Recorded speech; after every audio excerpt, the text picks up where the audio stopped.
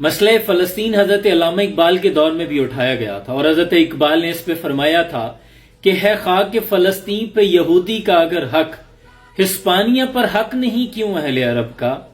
مقصد ہے ملوکیت انگلیس کا کچھ اور، قصہ نہیں نارنج کا یا شہد و رطب کا۔ آپ فرماتے ہیں کہ اگر یہودی اس بات کو مدعا بناتے ہیں کہ فلسطین ہمارا ابتدائی گھر ہے، ہم یہاں سے نکالے گئے ہیں، لہٰذا ہم یہاں رہتے رہے ہیں تو ہمیں یہ واپس کیا جائے، اگر یہ معاملہ ہے، اسی فارمولے پہ عمل کریں تو ہسپانیہ جو یورپ کا ملک اسپین ہے، جو مسلمانوں کے دور حکومت میں جسے اندلس کہا جاتا تھا، تو مسلمانوں نے یہاں 800 سال تک حکومت کی ہے۔ اگر اسی فارمولے پہ عمل کریں تو پھر ہسپانیہ جو اندلس ہے وہ اہل عرب کو دے دیا جائے، وہ مسلمانوں کی ملکیت ہوئی۔ پھر اقبال فرماتے ہیں کہ نہیں، اصل درد کچھ اور ہے، مقصد ہے ملوکیت انگلیس کا کچھ اور، قصہ نہیں نارنج کا یا شہد و رطب کا۔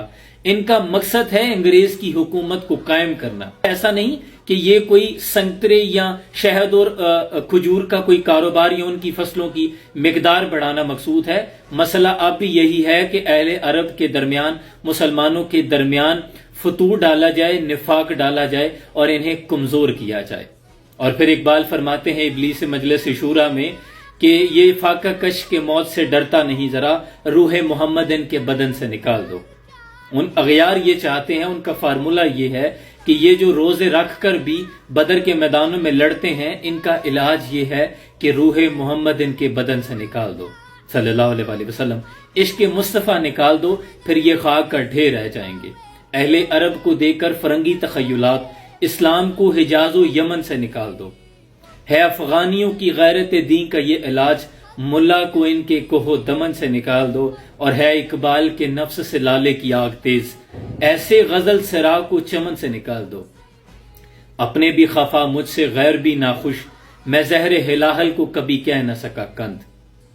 اصل مسئلہ یہ ہے، حق یہ ہے، اقبال فرماتے ہیں جلتا ہے شام و فلسطین پہ میرا دل، پر تدبیر سے کھلتا نہیں یہ عقدہ دشوار، یہاں واقعہ بدر و حنین کی ضرورت ہے۔ وہ کرتے ہیں مسلمانوں کو غلامی پہ رضامند اور تعویل مسائل کو بناتے ہیں بہانہ، یہ علم، یہ حکمت، یہ تدبر، یہ حکومت، پیتے ہیں لہو دیتے ہیں تعلیم مساوات، فریاد سے افرنگ و دل اویزی افرنگ۔ یہ تمہاری چالیں ہیں مسلمانوں کو تہتی کرنے کے لیے، مسلمانوں کو تباہ و برباد کرنے کے لیے۔ اے مسلمانوں سمجھو، ورنہ بت صنم خانوں میں کہتے ہیں مسلمان گئے۔ ہے خوشی ان کو کہ کعبے کے نگہبان گئے، منزل دہر سے اونٹوں کے ہدی خوان گئے اور اپنی بغلوں میں دبائے ہوئے قرآن گئے۔ بازو تیرا توحید کی قوت سے قوی ہے، اسلام تیرا دیس ہے اور تو مصطفی ہے۔ سلام پہنچو۔